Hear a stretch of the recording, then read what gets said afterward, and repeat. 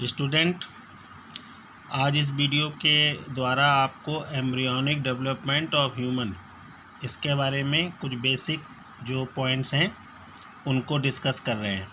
ठीक है। अब देखो, एम्ब्रियोनिक डेवलपमेंट की अगर हम बात करते हैं तो इसमें आपका जो फर्स्ट पॉइंट है वो क्या कहलाता है? क्लीवेज।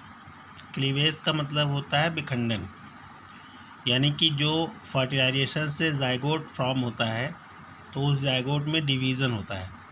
और जैसा कि आप लोग जानते हैं कि डिवीज़न मेन 2 टाइप का होता है।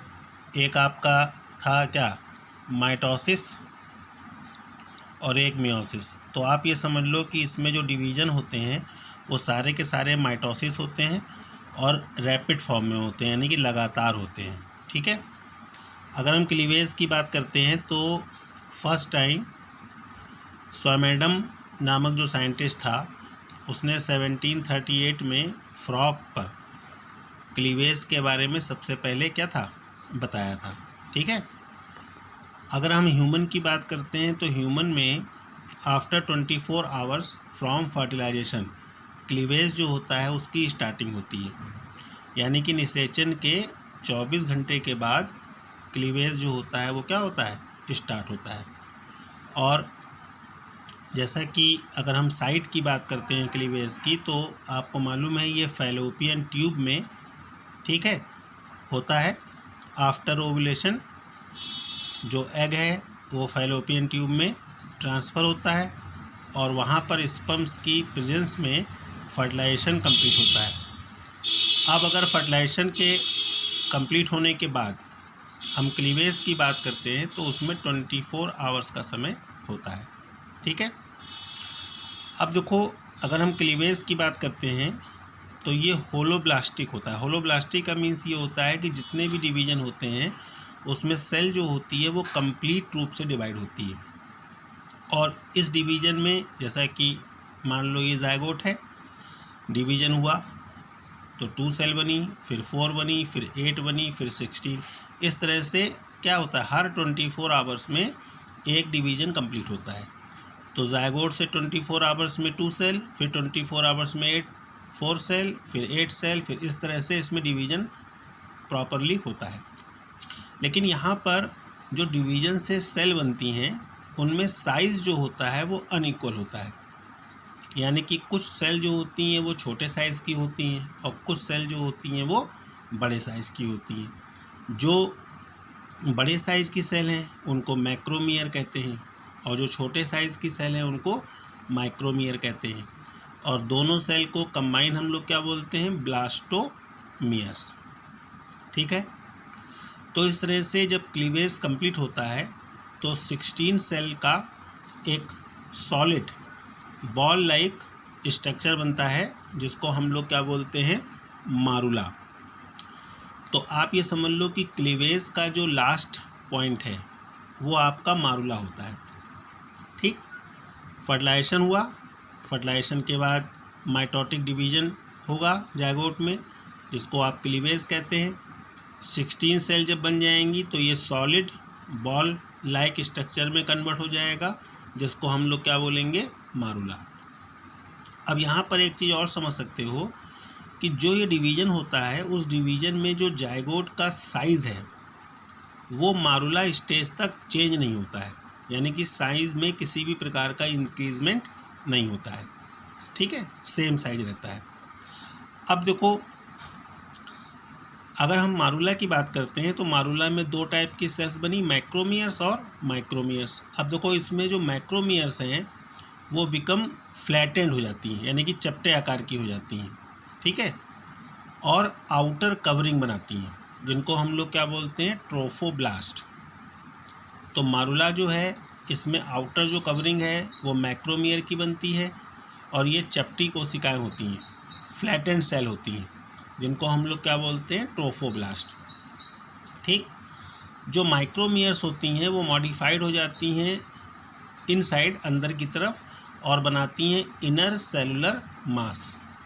तो एक तरह से ये समझ लो कि मारुला जो है उसमें 2 एरिया होते हैं। बाहर की तरफ का जो एरिया है उसको ट्रोफोब्लास्ट बोलते हैं और जो अंदर का भाग है उसको इनर सेलुलर मास कहते हैं। आ गई बात समझ में। तो इस तरह से जो क्लीवेज है उसको कंप्लीट होने में आप ये मान के चलो 4 से 5 दिन का समय लगता है।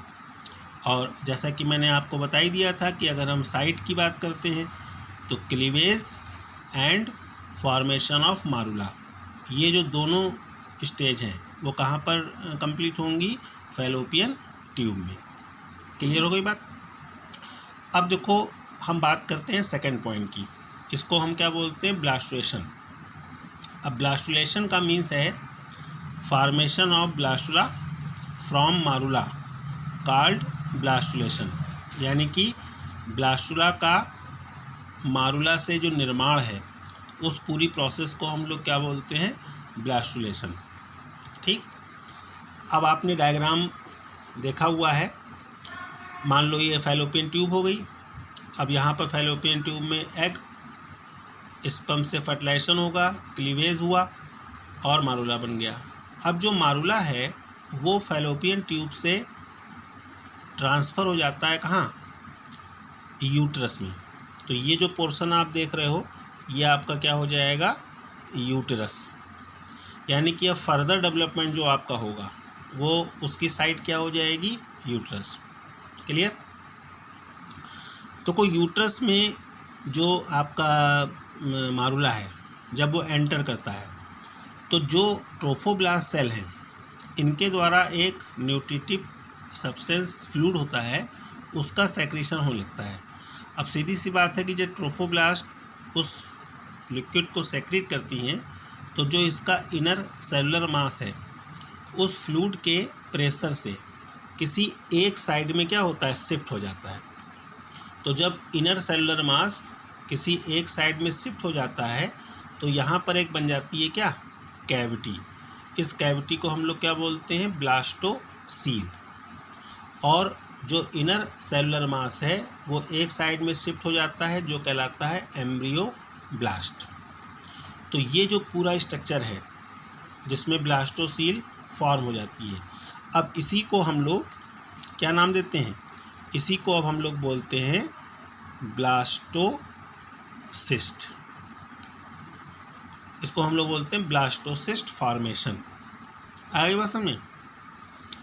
जब ब्लास्टोसिस्ट की फॉर्मेशन हो जाती है तब क्या होता है कि जो यूट्रस की वॉल है उसके साथ इसका क्या होता है, एक तरह से कह सकते हैं इम्प्लांटेशन, यानी कि इसका रोपण होता है। इसको बोलते हैं भ्रूण का रोपण या इम्प्लांटेशन ऑफ एम्ब्रियो। ये आपका हो जाता है थर्ड पॉइंट, इम्प्लांटेशन, भ्रूण का रोपण। ठीक है, ठीक है, बात समझ आई। अब देखो अगर हम इम्प्लांटेशन की बात करते हैं तो जैसा कि अगर हम यूट्रस की बात करें तो यूट्रस में जो यूट्रस वॉल होती है, ठीक, उसमें सबसे भीतर की जो वॉल है इसको एंडोमेट्रियम बोलते हैं, फिर मीजोमेट्रियम और लास्ट में एक्टो। तो होता क्या है कि जो इसका एम्ब्रियोब्लास्ट वाला एरिया है, ब्लास्टोसिस्ट जो है उसका जो एम्ब्रियोब्लास्ट वाला एरिया है वहाँ की जो ट्रोफोब्लास्ट सेल हैं अब उनमें रैपिड क्या होता है, डिवीज़न होता है। रैपिड डिवीज़न का मतलब मेरा ये है कि इसमें जैसे मान लो ये एरिया है एम्ब्रियोब्लास्ट का, तो यहाँ पर क्या होता है, जो सेल्स होती हैं वो बहुत तेज़ी से डिवाइड होती हैं और इनके डिवीज़न होने से यहाँ पर जो सेल्स हैं उनके कई क्या बन जाते हैं, लेयर बन जाती हैं। अब इसमें जो आउटर मोस्ट लेयर है इसको हम लोग बोलते हैं सिनसाइसियो ट्रोफोब्लास्ट लेयर, सिनसाइसियो ट्रोफोब्लास्ट लेयर। और जो अंदर की लेयर होती हैं उनको हम लोग बोलते हैं सेलुलर ट्रोफोब्लास्ट लेयर। आगे बात समझ में। अब देखो होता क्या है, जो सिनसाइसियो ट्रोफोब्लास्ट है अब इसमें फिंगर लाइक प्रोजेक्शन यानी कि फिंगर लाइक संरचना में बहुत सारे स्ट्रक्चर्स इमर्ज करते हैं जिनको हम लोग बोलते हैं फर्स्ट बिलाई। इनको आप कह सकते हैं माइक्रोबिलाई या बोलते हैं रसांकुर भी कह सकते हैं। ठीक है, तो ये जो प्रोजेक्शन है ये जब इमर्ज करते हैं या डेवलप करते हैं, जर्मिनेट करते हैं फ्रॉम सिनसाइसियो ट्रोफोब्लास्ट, तो ये जो यूट्रस है उसकी एंडोमेट्रियम में क्या होते हैं, एंटर कर जाते हैं। ठीक है, इसी समय जो सेलुलर ट्रोफोब्लास्ट है उससे सेकेंड माइक्रोबिलाई डेवलप कर जाते हैं, और सेकेंड माइक्रोबिलाई जो होते हैं वो भी एंडोमेट्रियम के इनसाइड पेनिट्रेट हो जाते हैं। तो इन दोनों माइक्रोबिलाई के पेनिट्रेशन से जो ब्लास्टोसिस्ट है वो यूट्रस की वॉल से क्या होती है, जुड़ जाती है। तो ये जो प्रोसेस है इसी को हम लोग क्या बोलते हैं, इम्प्लांटेशन। आ गई बात समझ में। अब देखो क्या होता है कि जितने भी माइक्रोबिलाई हैं अब ये सब आपस में एक दूसरे से इंटरकनेक्टेड हो जाते हैं, और जो यूट्रस की वॉल है उसकी ब्लड वेसल्स एक नेटवर्क क्रिएट करती हैं जो कि माइक्रोबिलाई के इनसाइड डेवलप होता है, और ये पूरा का पूरा एक ब्लड कैपिलरी नेटवर्क बना लेता है जिसका रिलेशन इनसाइड जो एम्ब्रियोब्लास्ट वाला एरिया है उससे और आउटसाइड यूट्रस की वॉल से होता है। एक तरह से समझ लो कि जो ये माइक्रोबिलाई का एरिया है अब ये कन्वर्ट हो जाता है किसमें, प्लेसेंटा में। तो यहाँ पर after the formation of blood capillary network, ठीक, इट इज़ कॉल्ड प्लेसेंटा। तो जो माइक्रोबिलाई का एरिया है जब उसमें ब्लड कैपिलरी नेटवर्क, ठीक है, डेवलप हो जाता है, तो अब हम इस पूरे पार्ट को क्या नाम देते हैं, प्लेसेंटा। तो एक तरह से प्लेसेंटा जो है वो एक कह सकते हैं कि ऑर्गन होता है जिसका मेन फंक्शन जो है वो होता है एम्ब्रियो, ठीक, और जो ह्यूमन यूट्रस है उसके बीच में एक मीडियम क्रिएट करना। अब ये जो मीडियम है वो कई चीज़ों के लिए यूज़फुल होता है, जैसे कि देखो, जैसे कि placenta act as a lungs exchange O2 CO2, यानी कि प्लेसेंटा जो है वो फेफड़ों की तरह कार्य करता है, और O2 और CO2 का क्या करता है, एक्सचेंज, यानी कि O2 जो है वो एम्ब्रियो को देता है और जो एक्सक्रीटरी गैस CO2 है उसको एग्जिट करता है, ठीक। इसके अलावा डिस्पोज्ड ऑफ वेस्ट मटेरियल, जितने भी वेस्ट मटेरियल हैं फीटस के उसको ये डिस्पोज करने का काम करता है, यानी कि एक्सक्रीटरी मटेरियल को बाहर निकालता है, समझ गए। फिर also provide nutrition to fetus, जो फीटस है उसको न्यूट्रिशन को प्रोवाइड कराता है फ्रॉम यूट्रस वॉल। तो एक तरह से समझ लो कि प्लेसेंटा का जो मेन फंक्शन है वो होता है कि अकॉर्डिंग टू डेवलपमेंट जो भी रिक्वायरमेंट है फीटस के लिए उसको प्रोवाइड कराना, और फीटस में आफ्टर वाइटल एक्टिविटीज़ जितने भी ऐसे सब्सटेंस बन रहे हैं जो बॉडी के लिए हार्मफुल हैं उनको क्या करना, बाहर निकालना। आ गई बात समझ में। तो इतना जो टॉपिक है आपका ये आपका कहलाएगा ब्लास्टुलेशन। ब्लास्टुलेशन में एक आपका हो जाएगा फॉर्मेशन ऑफ ब्लास्टोसिस्ट, और सेकंड पॉइंट क्या हो जाएगा, इम्प्लांटेशन। आ गई बात समझ में। फिर देखो लास्ट पॉइंट तुम लोग का जो है वो कहलाता है गैस्ट्रुलेशन, ठीक है।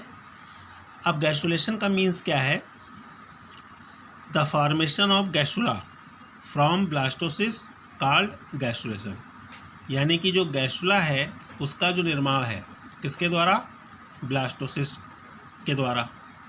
तो इसको हम लोग क्या नाम देते हैं, गैस्ट्रुलेशन। आ गया समझ में।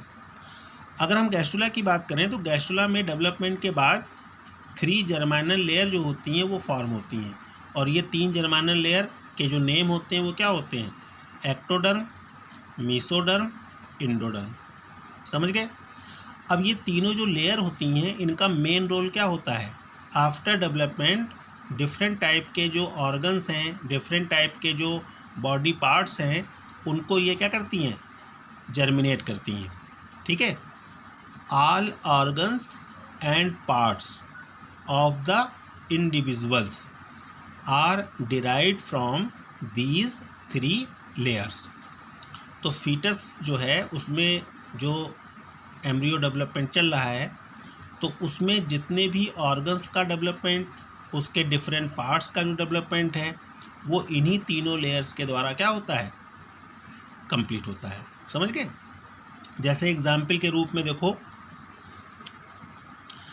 अगर हम बात करते हैं नर्वस सिस्टम की, सेंस ऑर्गन जैसे स्किन हो गई, आई हो गई, ठीक, डिराइव्ड फ्रॉम एक्टोडर्म। ये किससे बने होते हैं? एक्टोडर्म से। Cardiovascular system, kidney, gonads, tissues जिसमें आपके कनेक्टिव टिश्यूज़ आते हैं, है ना, ये आपके किससे ड्राइव होते हैं? मीसोडर्म से। और डाइजेस्टिव ट्रैक्ट यानी कि वही एलिमेंट्री कैनाल, इसमें माउथ को छोड़ दिया जाए, लंग्स हो गया, ट्रैकिया हो गया, तो ये सब चीज़ें किससे ड्राइव होती हैं? एंडोडर्म से। तो एक्टोडर्म, मीसोडर्म और एंडोडर्म, ये तीनों layer in future different type के ऑर्गन्स और पार्ट को क्या करती हैं? जर्मिनेट करती हैं। तो इस तरह से अगर हम डेवलपमेंट की बात करते हैं, एम्ब्रियोनिक डेवलपमेंट की बात करते हैं, तो ह्यूमन एम्ब्रियोनिक डेवलपमेंट में आपके जनरली 4 स्टेप मान लीजिए। एक आपका क्लीवेज हो गया जिसमें मारूला तक हो गया, फिर आपका हो जाएगा ब्लास्टुलेशन, ठीक, ब्लास्टुलेशन के बाद आपका इम्प्लांटेशन हो जाएगा, और इम्प्लांटेशन के बाद आपका क्या होगा? गैस्ट्रुलेशन। समझ गए? तो मेन जो पॉइंट्स हैं वो मैंने आपको इसमें एक्सप्लेन किए हैं, आप इसको ध्यान से समझ लीजिए। अगर कोई प्रॉब्लम होगी तो बताइएगा। ओके।